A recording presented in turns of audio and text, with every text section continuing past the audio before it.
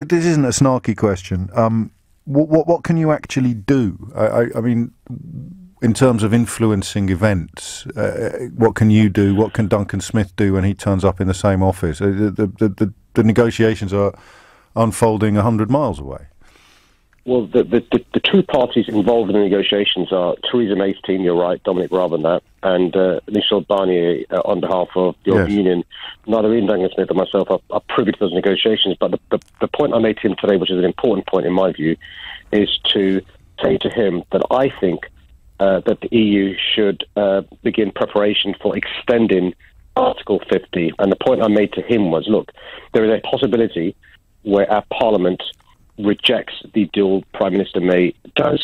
There is a possibility that we don't get a general election, Labour Party wants and I want, but the Parliament votes for the British public for the first time to have a say on the outcome of the negotiations with the possibility of staying in the EU. And in those circumstances, what we would need is Article 50 to be extended. And just to remind your listeners who aren't on top of this, basically this is the notice to quit that Theresa May, in my view, recklessly served on the EU, and there's a ticking clock going downwards, and that notice to quit means by 11 o'clock on March the 29th, we will have left the EU.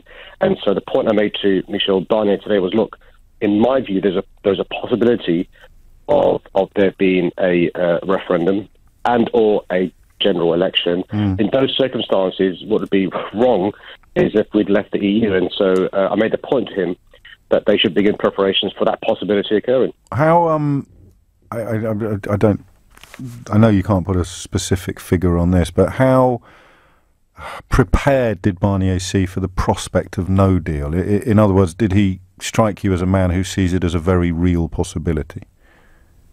Yeah, I mean, what's clear to me is that Michel Barnier and the two members of his team who were present are considering all scenarios, and this will be particularly at the fore of his mind because he has met very recently the ERG, he's met very recently the DUP. He is fully aware of the history of the Republic of Ireland and Northern Ireland. He's on top of the Good Friday Agreement, and he understands the possibility of a no deal. But also, what's clear to me from the last two meetings I've had this morning is the EU are preparing for that possibility. They agree with me that actually no deal would be bad for London, our country, and the EU, but they'd be criticised, as indeed our government would be criticised, as indeed I would be as mayor, if we weren't preparing for that scenario.